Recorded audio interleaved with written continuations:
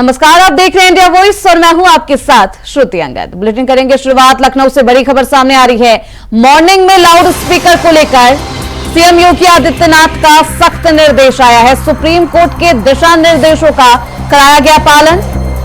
आज पुलिस अफसरों ने सुबह क्षेत्रों में किया भ्रमण। राजधानी के सीनियर पुलिस ऑफिसर निरीक्षण पर निकले हैं।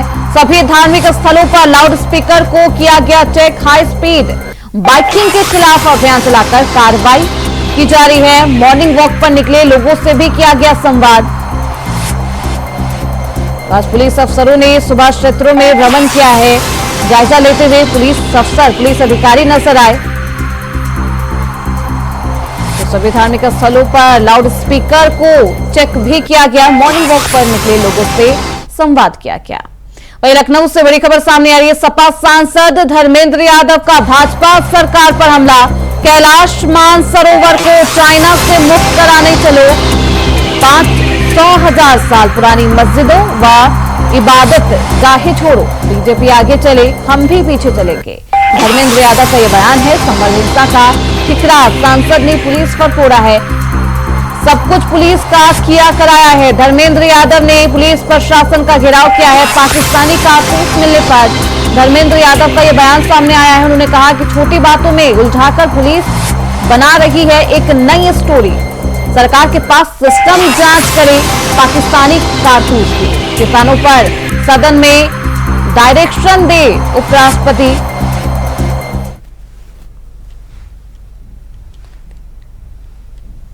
आदेश और इशारों पर वहां दोबारा सर्वे कराया, तनावपूर्ण माहौल पैदा किया और 5 निर्दोष लोगों की जान गई।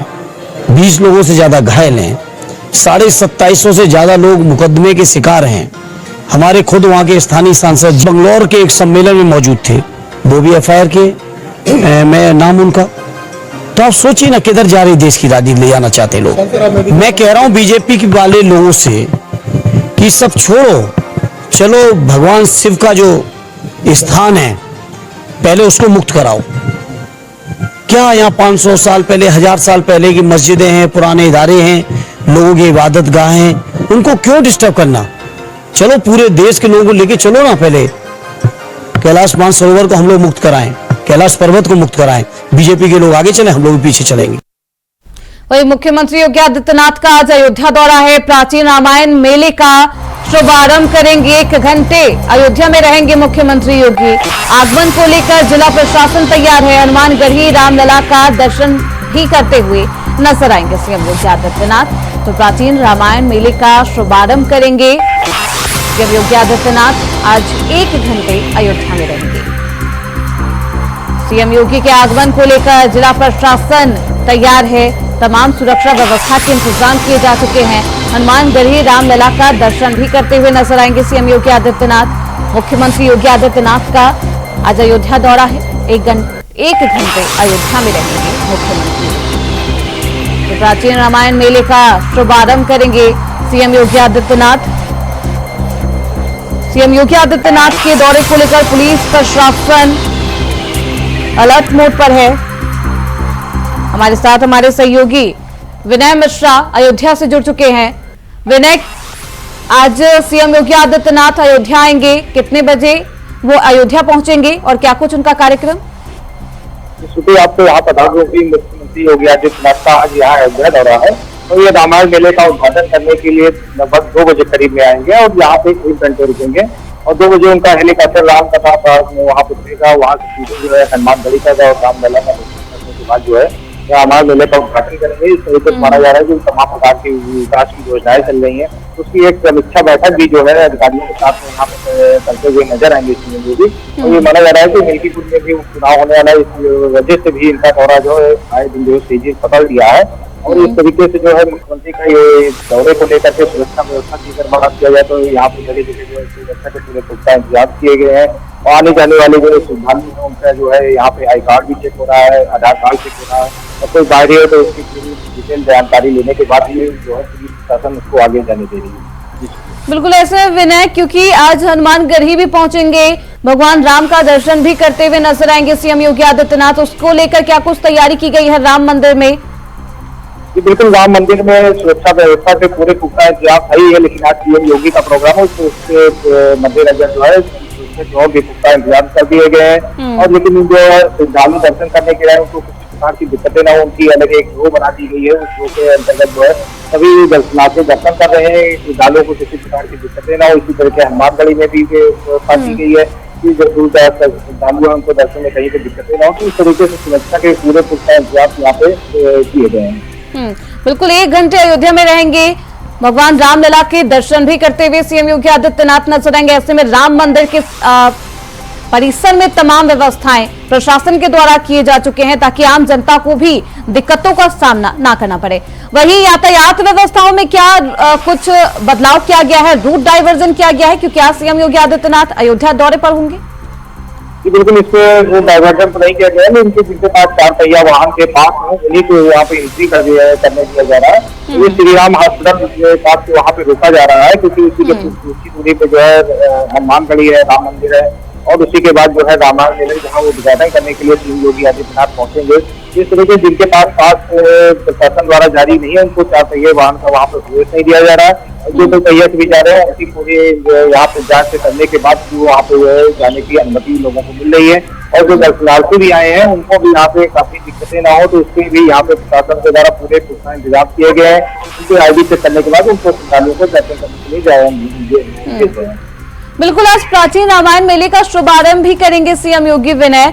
ऐसे में इस मेले का क्या महत्व है और इतना खास क्यों?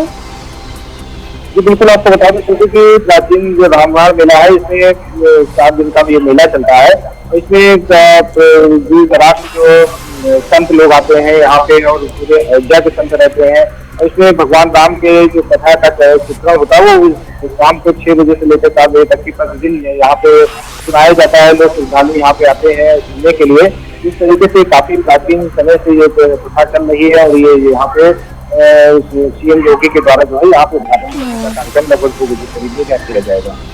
बहुत शुक्रिया विनय आपका इन तमाम जानकारियों के लिए। तो 1 घंटे अयोध्या में रहेंगे मुख्यमंत्री योगी आदित्यनाथ। आज बेहद अहम ये दौरा, रामायण मेले का शुभारंभ भी करेंगे। तो वहीं मथुरा से बड़ी खबर सामने आ रही है। स्टैंप और पंजीयन मंत्री की बड़ी कार्रवाई। मूल डीड देने में देरी करने पर कार्रवाई की गई है। देरी करने पर रजिस्ट्री ऑफिस पर लिया गया है एक्शन। रजिस्ट्री कार्यालय के 3 अधिकारी हटाए गए हैं। मंत्री रविंद्र जायसवाल का सख्त निर्देश है। योगी सरकार जीरो टॉलरेंस नीति के लिए प्रतिबद्ध है और ऐसे में एक बार फिर से एक्शन लिया गया है। मूल डीड देने में देरी करने पर यह कार्रवाई की गई है। रजिस्ट्री कार्यालय के 3 ऑफिसर को हटाया गया है उनके पद से।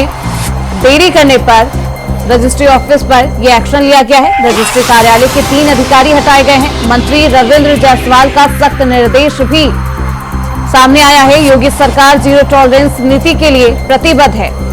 लगातार योगी सरकार भ्रष्टाचार मुक्त और जीरो टॉलरेंस के साथ काम करती हुई नजर आती है और ऐसे में स्टैंप और पंजीयन मंत्री की ये बड़ी कार्रवाई सामने आई है। इस खबर पर ज्यादा जानकारी के साथ हमारे सहयोगी मोहम्मद फारूक हमारे साथ जुड़ चुके हैं। फारूक, क्या कुछ जानकारी है, क्योंकि पंजीयन मंत्री की बड़ी कार्रवाई सामने आई है, आखिर क्यों ये एक्शन लिया गया है ऑफिसरों पर? जी बिल्कुल, जो है एक बड़ी कार्रवाई जो है मथुरा में देखने को मिली है। ये कल ही ये कार्रवाई हुई है। इसमें जो उप निबंधक हैं सदर के, उनको जो अजय त्रिपाठी हैं उनको मिर्जापुर और कनिष्ठ सहायक निबंधक को ललितपुर और महोबा के लिए एक उप निबंधक और हैं उनको भी महोबा जो है संबद्धीकरण कर दिया गया है। एक यहाँ पर बैनामा हुआ था जिसकी डीड देने के लिए एक बैनामे में एक बुजुर्ग ने बैनामा करवाया था और डीड उसकी 2 दिन तक न मिलने से वो परेशान थे और उनको प्रताड़ित किया जा रहा था।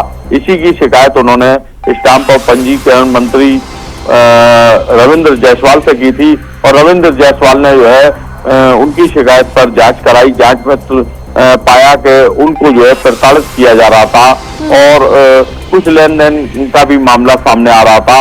इसको लेकर उन्होंने बड़ी कार्रवाई करते हुए यानी तीनों उप निबंधकों को यहाँ से संबद्धीकरण कर दिया है, तीनों को हटा दिया है। तीनों की जांच जो है अयोध्या कमिश्नर करेंगे। अयोध्या के जो कमिश्नर है निबंधक, वो उसकी जांच करेंगे और इनकी विभागीय जांच होने के बाद में खुद मंत्री का कहना है कि इनको निलंबित भी किया जाएगा। तो ये एक बड़ी कार्रवाई मथुरा में सामने आई है और जब हमने उप निबंधन कार्यालय में देखा जाकर तो वहां सन्नाटा छाया हुआ था और इसी तरीके से वहां लोगों का भी यही कहना था कि यहाँ पर डीड जो है वो दी नहीं जाती है, 2-2 दिन तक परेशान किया जाता है और उनसे जो है गलत डिमांड की जाती है, अवैध धन की डिमांड की जाती है। इसी का संज्ञान लेते हुए जो रविंद्र जायसवाल हैं स्टाम्प और पंजीयन मंत्री, उनका साफ तौर पर कहना है कि जो मोदी और योगी की जो जीरो टॉलरेंस की भ्रष्टाचार के संबंध में नीति है, उस नीति को लागू किया जाएगा और कहीं भी इस तरीके का पूरे उत्तर प्रदेश में भ्रष्टाचार होगा तो उसको जो है बर्दाश्त नहीं किया जाएगा, चाहे वो कितना भी प्रभावशाली व्यक्ति क्यों ना हो। जी फारूक, ऐसे में सवाल ये भी है कि मूल डीड देने में देरी क्यों होती है अधिकारियों को? क्या इसके पीछे कोई टेक्निकल एरर है या फिर ये भ्रष्टाचार का पूरा मामला है? जी श्रुति, बिल्कुल ये भ्रष्टाचार का मामला है। मूल डीड रख ली जाती है, जबकि के नियम ये है कि जिस दिन अगर बैनामा होता है तो उसी दिन उस व्यक्ति को वो डीड दे देनी चाहिए, लेकिन उसकी डीड रख ली जाती है और कहीं ना कहीं इसमें भ्रष्टाचार की जो है बुआ नजर आती है। जानकारों का कहना है कि कभी भी सेम डे डीड को नहीं दिया जाता है, जो मूल डीड है उसको जो है नहीं दिया जाता है, जिससे लोगों में आक्रोश हुआ। और एक बुजुर्ग हैं जिन्होंने 75 लाख रुपए का बैनामा करवाया था और उनकी जब मूल डीड नहीं दी गई तो उन बुजुर्ग ने जो है मुख्यमंत्री से शिकायत करी मंत्री से और मंत्री रविंद्र जायसवाल ने उस शिकायत का तत्काल संज्ञान लिया और संज्ञान लेने के बाद में उन्होंने भ्रष्टाचार की जो जीरो टॉलरेंस की नीति है उस पर काम करते हुए तुरंत जो है तीनों अधिकारियों को संबद्ध कर दिया, यानी मथुरा से बिल्कुल हटा दिया और तीनों के आदेश भी अलग अलग जारी कर दिए गए और विभागीय जांच भी अयोध्या कमिश्नर जो ऐसे में सवाल यही है फारूक कि अब क्योंकि ये पहली घटना नहीं होगी, इससे पहले क्या कोई शिकायत नहीं की गई होगी? क्योंकि काफी समय से ऐसा किया जा रहा है, अधिकारियों के द्वारा लोगों को परेशान किया जा रहा है, मूल डीड देने में देरी की जा रही है, तो क्या इससे पहले भी शिकायत की गई थी आम जनता के द्वारा? जी बिल्कुल, कुछ लोगों का कहना है कि पहले भी हमने कई बार शिकायत करी है, मुख्यमंत्री पोर्टल पर कई लोगों ने कहा है कि हमने शिकायत करी, लेकिन शिकायत का क्या होता है कोई परिणाम अभी सामने निकल कर नहीं आया। कल पहली बार जरूर जो है जो मंत्री हैं स्टाम्प और पंजीयन के स्वतंत्र प्रभार के रविंद्र जायसवाल, उन्होंने बड़ी कार्रवाई करते हुए बिल्कुल जीरो टॉलरेंस की नीति उन्होंने अपनाई है और ये सामने जो है ये आया कि अधिकारियों को मिर्जापुर, महोबा और ललितपुर के लिए अटैच कर दिया गया, यानी मथुरा को में जो तीनों निबंधन अधिकारी थे उनको तत्काल रूप से यहाँ से हटा दिया गया है। ये मोहम्मद फारूक, क्योंकि बीजेपी सरकार, योगी सरकार भ्रष्टाचार के मामले में जीरो टॉलरेंस के साथ काम करती है, उसके बावजूद इस तरीके से भ्रष्टाचार का मामला आए दिन सामने आता है। इसके पीछे कौन सा वो लूप होल्स है, आखिर वजह क्या है जिसकी वजह से अधिकारी समझ नहीं पाते कि करप्शन नहीं करना है? जी बिल्कुल श्रुति, कुछ अधिकारी ऐसे हैं जो अपनी मनमानी पे उतारू हैं।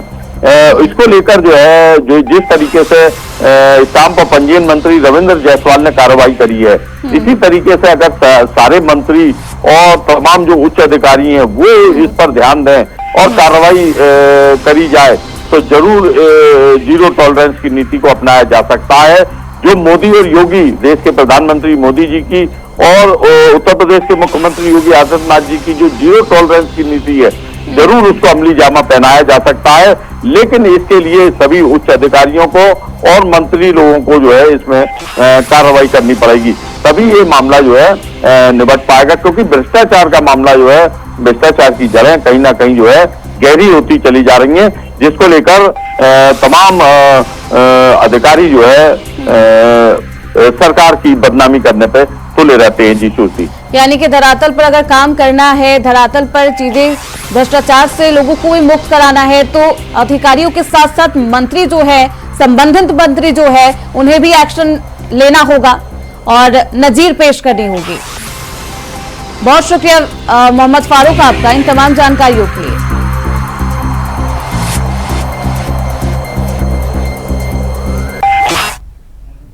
वहीं रांची से बड़ी खबर सामने आ रही है। राजभवन में हेमंत सरकार के मंत्री आज शपथ लेंगे। कुछ देर में सरकार की ओर से लिस्ट भेजी जाएगी।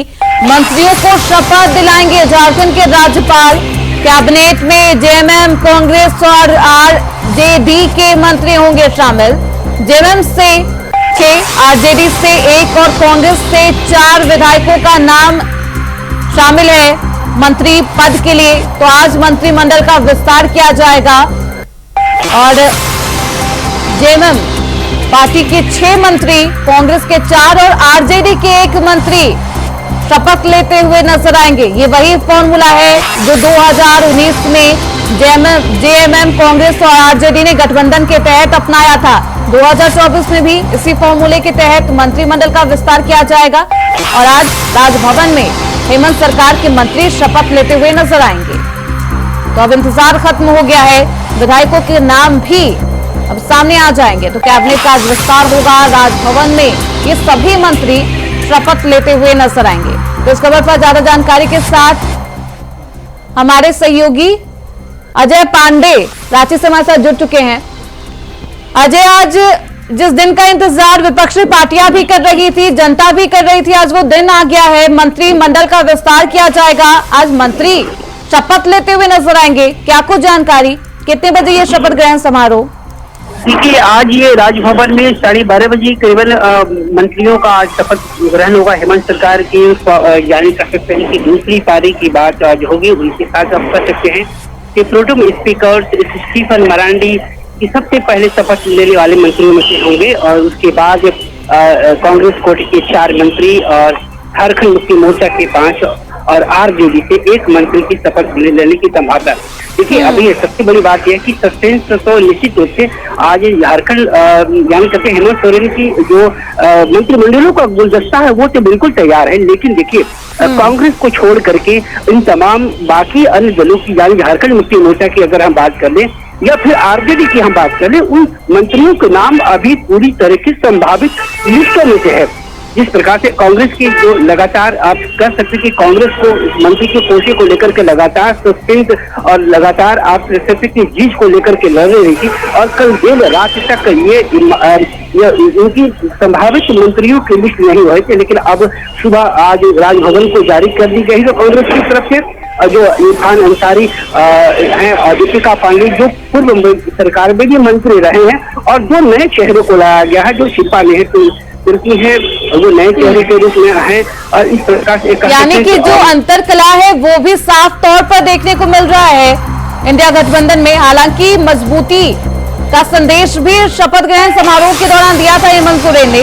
हालांकि अब किस तरीके से विचार विमर्श होता है, तस्वीरें कितनी साफ हो पाती है 12 बजे, क्योंकि शपथ ग्रहण समारोह है, देखना होगा अजय की कौन कौन से विधायक मंत्री पद की शपथ लेते हैं। बहुत शुक्रिया अजय आपका इन तमाम जानकारियों के लिए। वहीं रामपुर से बड़ी खबर सामने आ रही है। पूर्व दर्जा राज्य मंत्री सुरेंद्र सागर को बीएसपी से किया गया है निष्कासित। जिलाध्यक्ष प्रमोद कुमार सागर को भी बसपा से निकाला गया है। अब ज्ञान प्रकाश बौद्ध को बनाया गया है बसपा का नया जिलाध्यक्ष। पूर्व जिला उपाध्यक्ष मौलाना फुरकान ने दिया है बसपा से इस्तीफा। तो जिलाध्यक्ष प्रमोद कुमार सागर को भी बसपा से निकाला गया है। बहुजन समाज पार्टी मायावती एक बार फिर से सक्रिय नजर आ रही है। 27 में विधानसभा चुनाव होने हैं और लोकसभा चुनाव हो या फिर उपचुनाव, दोनों में ही बसपा पार्टी कुछ खास प्रदर्शन नहीं कर पाई। चुनने पर ही लोकसभा चुनाव में आउट होने वाली बसपा पार्टी एक बार फिर से सक्रिय नजर आ रही है और अब पूर्व दर्जा राज्य मंत्री सुरेंद्र सागर को बीएसपी से निलंबित कर दिया गया है, निष्कासित कर दिया गया है। तो इस खबर पर ज्यादा जानकारी के साथ हमारे सहयोगी सुरेश दिवाकर रामपुर से हमारे साथ फोन लाइन पर जुड़ चुके हैं। सुरेश, बसपा एक बार फिर से सक्रिय नजर आ रही है, मायावती एक बार फिर से सक्रिय नजर आ रही है, कई मंत्रियों को निष्कासित किया गया है, इसके पीछे की क्या वजह बताई जा रही है? देखिए श्रुति, बिल्कुल जिस तरह से रामपुर के जो पूर्व दर्जा मंत्री हैं सुरेंद्र सागर, जिनकी बसपा में काफी पकड़ रही है और 4 बार ये जिले के प्रभारी भी रहे हैं, इसके बाद इन्हें जो है कल पार्टी ने निष्कासित कर दिया है। कल देर शाम ये जानकारी मिली है और इसके साथ साथ जो बसपा के जिलाध्यक्ष थे प्रमोद कुमार सागर, उन्हें भी जिले की कमान थी वो कमान उनके हाथों से छीन ली गई है। अब ज्ञान प्रकाश बौद्ध है जो है उन्हें बसपा का नया जिलाध्यक्ष बनाया गया है। बहरहाल जो सुरेंद्र सागर हैं उन्हें पार्टी से निकालने का कोई जो वजह सामने आ रही है, उनसे जब बातचीत हुई तो उन्होंने कहा कि हमने जो अपने बेटे की शादी की है वो बड़े बेटे की शादी जो अंबेडकर नगर के वो हैं समाजवादी पार्टी के विधायक भी रहे हैं त्रिभुवन दत्त जी, उनकी बेटी से की है। बहरहाल अब बसपा ने उन्हें इसी वजह से निकाला है या कोई और अंदर खाने की कोई वजह है, ये अभी स्पष्ट नहीं हो पा रही है। ऑफिशियल अनाउंसमेंट नहीं किया गया है बसपा पार्टी के द्वारा कि आखिरकार इन्हें निष्कासित क्यों किया गया है। बहुत शुक्रिया सुरेश आपका इन तमाम जानकारियों के लिए। वही लखनऊ से बड़ी खबर सामने आ रही है, बांग्लादेश के बहाने हिंदुओं को एकजुट करेगा आरएसएस। संत चिन्मय दास की रिहाई के लिए देशव्यापी मुहिम शुरू की गई। आरएसएस ने रिहाई के लिए यूपी सहित देशव्यापी मुहिम शुरू की है। सामाजिक धार्मिक संगठनों के बैनर तले हो रहे विरोध प्रदर्शन। अभियान की कमान संघ के हाथ में है। केंद्र से सीधे हस्तक्षेप की मांग भी की जाएगी। तो बांग्लादेश में जिस तरीके से हिंदुओं पर अत्याचार हो रहा है उसको लेकर अब आरएसएस भी मुहिम चलाता हुआ नजर आएगा। बांग्लादेश के बहाने हिंदुओं को एकजुट करेगा आरएसएस, यानी कि राष्ट्रीय स्वयंसेवक संघ। संत चिन्मय दास की रिहाई की भी मांग करेगा। सरकार से हस्तक्षेप करने की मांग की जाएगी। फिलहाल इसी के साथ इस बुलेटिन में बस इतना ही। देखते रहिए इंडिया वॉइस।